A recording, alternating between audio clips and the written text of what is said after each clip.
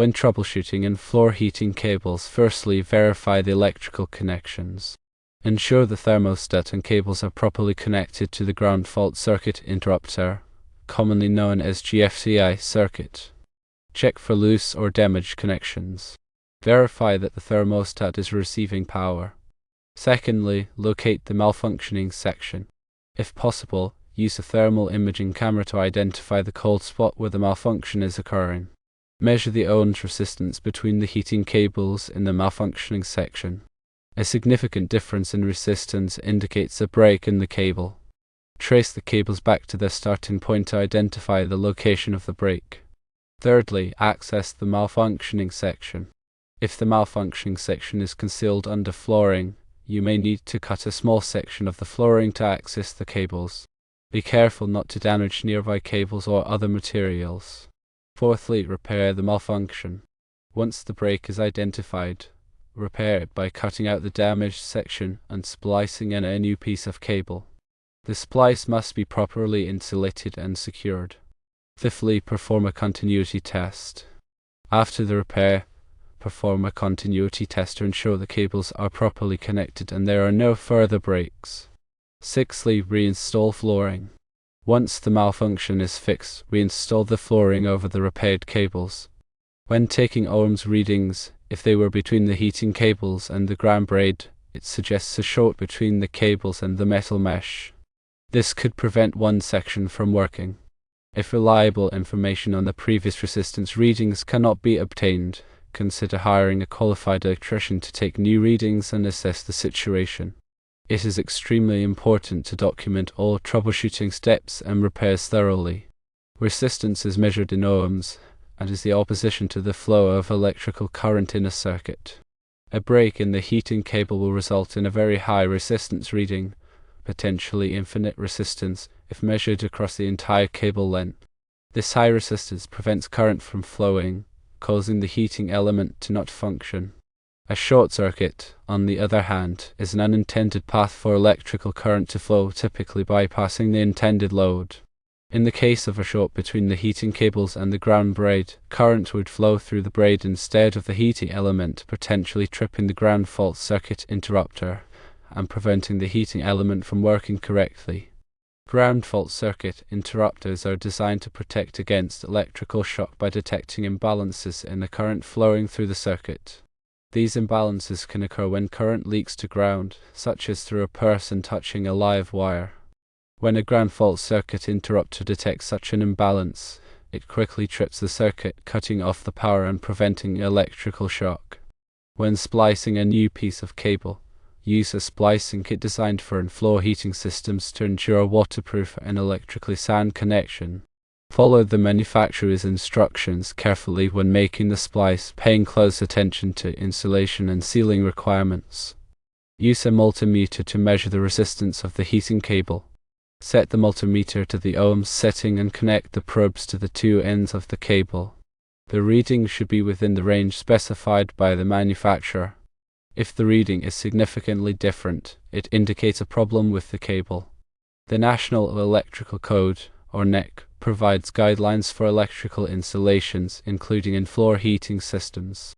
Consult the NEC and local codes to ensure compliance with all applicable requirements. Proper grounding is essential for electrical safety. Ensure that the ground braid of the heating cable is properly connected to the grounding system. The size of the circuit breaker for the in-floor heating system should be appropriate for the load. Consult the NEC and the manufacturer's instructions to determine the correct breaker size. Overcurrent protection devices like circuit breakers are designed to protect electrical circuits from damage caused by excessive current flow, which can result from overloads or short circuits. Circuit breakers are thermal or magnetic devices that interrupt the circuit when the current exceeds a predetermined level. Using the correct size circuit breaker is crucial for preventing electrical fires and equipment damage. If the thermal imaging camera reveals a specific cold spot, carefully inspect that area for any signs of damage to the flooring or the heating cable itself. Look for cracks, punctures, or other physical damage. A thermal imaging camera, also known as an infrared camera, detects and visualizes heat patterns. It works by sensing infrared radiation emitted by objects and converting it into a visible image with different colors representing different temperatures. Thermal imaging cameras are useful for identifying temperature variations, such as those caused by malfunctioning heating cables, overloaded electrical circuits, or insulation deficiencies. When cutting into the flooring to access the heating cables, use extreme caution to avoid damaging the cables.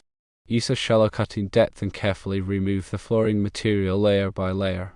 It is important to use appropriate safety equipment when working with electrical systems, including safety glasses, insulated gloves, and appropriate clothing.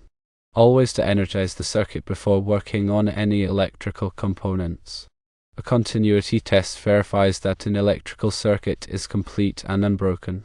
It is performed by applying a small voltage to the circuit and checking for the presence of current flow. If current flows, the circuit is continuous. If no current flows, the circuit is open, indicating a break or disconnection. Continuity tests are commonly used to check fuses, switches, wires, and other electrical components. When reinstalling the flooring, use materials and methods that are compatible with the in-floor heating system. Ensure that the flooring is properly supported and does not put undue stress on the heating cables. Always consult the manufacturer's instructions for the in-floor heating system and the flooring materials to ensure compatibility and proper installation.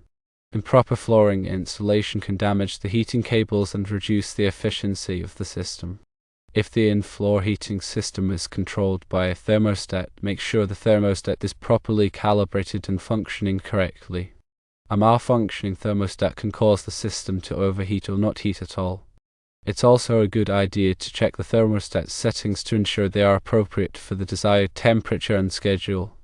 If the heating cables are embedded in concrete, it may be difficult to locate the exact location of a break. In this case, you may need to use specialized equipment, such as a cable fault locator, to pinpoint the problem area. Cable fault locators use various techniques, such as time-domain reflectometry, to detect and locate faults in underground or concealed cables. These devices send a signal down the cable and analyze the reflected signal to identify the location of the fault. When repairing the heating cables, it is essential to use materials and methods that are approved for use in in-floor heating systems. This includes using the correct type of splicing kit, insulation, and sealant. Using non-approved materials can compromise the safety and performance of the system. Insulation is a material that reduces the transfer of heat, electricity, or sound. In electrical applications, insulation is used to prevent current from flowing through unintended paths, protecting people and equipment from electrical shock. Electrical insulation is typically made from materials such as plastic, rubber, or ceramic, which have high electrical resistance. When connecting the heating cables to the thermostat, make sure the connections are tight and secure. Loose connections can cause arcing and overheating, which can damage the components and create a fire hazard. Electrical connections should be made using appropriate connectors and tools and tightened to the recommended torque specifications. Before energizing the in-floor heating system after repairs, carefully inspect all connections and components to ensure they are properly installed and safe. Look for any signs of damage, loose connections, or exposed wires. If you are not comfortable working with electrical systems, it is best to hire a qualified electrician to perform the repairs. Electricians have the training, experience, and equipment necessary to safely and effectively troubleshoot and repair electrical problems. Always disconnect the power supply before working on any electrical system. This will prevent electrical shock and potential injury. Lockout-tagout procedures should be followed to ensure that the power remains off while work is being performed. If the in-floor heating system is not working properly, it may be due to a problem with the wiring. Check the wiring for any signs of damage, such as cuts, abrasions, or corrosion. Damaged wiring can cause short circuits, open circuits, or ground faults. Corrosion is the deterioration of a material due to chemical reactions with its environment. In electrical systems, corrosion can occur on wires, connectors, and other metal components, leading to increased resistance, reduced conductivity, and eventual failure. Corrosion can be prevented by using corrosion-resistant materials, applying protective coatings, and keeping the components clean and dry. The resistance of a heating cable is directly related to its length and cross-sectional area. Longer cables have higher resistance, while cables with larger cross-sectional areas have lower resistance. The resistance of a cable also depends on the material it is made from. Different materials have different resistivities, which is a measure of their ability to conduct electricity. If the heating cables are installed in a wet or damp environment, it is important to use cables that are specifically designed for wet locations. These cables have special insulation and jacketing to protect them from moisture. In wet environments, electrical systems are more susceptible to corrosion and ground faults. Therefore, it is essential to use appropriate materials and installation methods to ensure safety and reliability. The voltage drop in a heating cable is the decrease in voltage along the length of the cable due to its resistance. Excessive voltage drop can reduce the performance of the heating system and cause the cable to overheat. The voltage drop can be calculated using Ohm's law, which states that voltage equals current times resistance. If the heating cables are installed under a floating floor, it is important to use a system that is specifically designed for this type of installation. These systems typically use a thin heating mat that is embedded in a layer of self-leveling underlayment. Floating floors are floors that are not directly attached to the subfloor.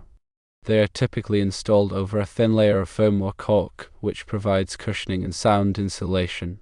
Floating floors can be made from a variety of materials, including laminate, engineered wood, and vinyl. The in-floor heating system should be installed in accordance with the manufacturer's instructions and all applicable codes and regulations. This will ensure that the system is safe, reliable, and performs as expected. Building codes and regulations are designed to protect public safety and ensure that buildings are constructed and maintained in accordance with minimum standards. These codes cover a wide range of topics, including electrical, plumbing, mechanical, and structural systems.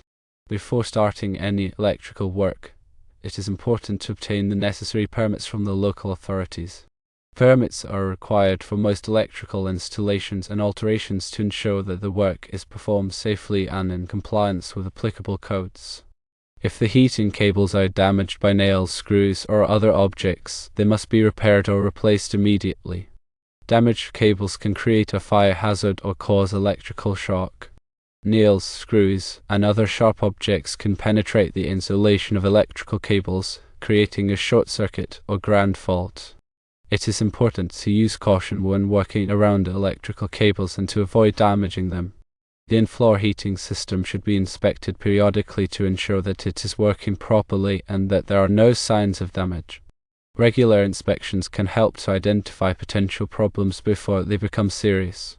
Inspections should include checking the thermostat, the heating cables, and the wiring.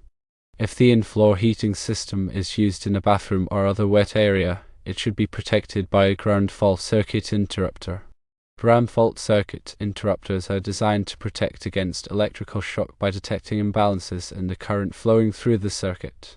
In bathrooms and other wet areas, the risk of electrical shock is higher due to the presence of water.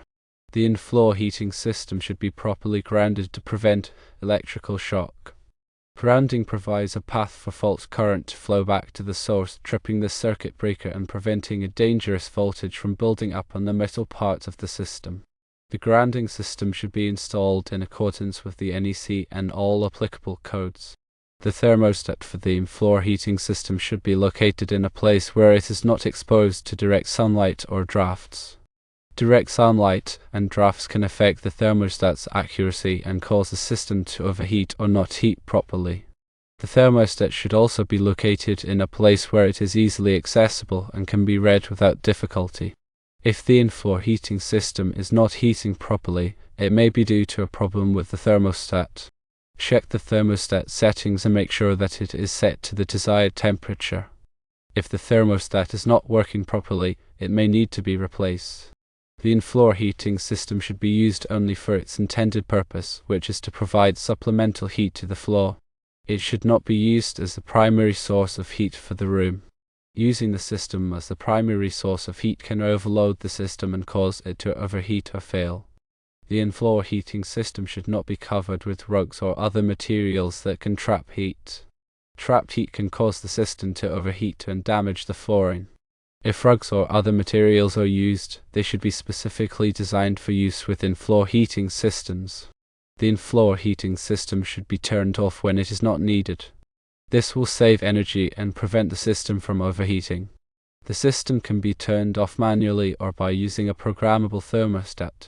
A programmable thermostat can be set to automatically turn the system on and off at specific times.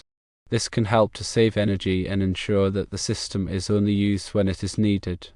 If the in-floor heating system is not working properly, it is important to troubleshoot the problem before calling a service technician.